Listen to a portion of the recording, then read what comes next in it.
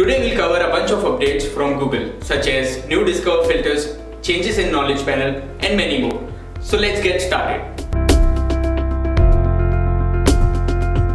Welcome back marketers to another exciting and insightful episode of Infidigit's Digital Marketing News Series, where we collate top digital marketing news from around the world. So let's begin. Google is auto-selecting background colors for search result snippets. Recently, Google has started automatically selecting background colors for image search results and for shading shopping ads, as well as for images added to search snippets. Next is Google Shopping Search Discover filter.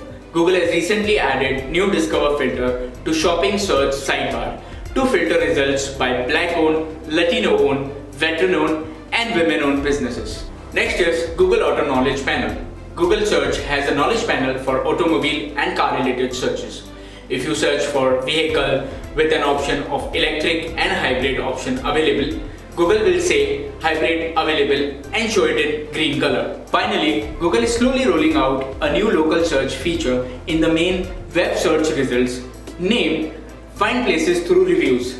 Google will show a review carousel for select local businesses that match your query.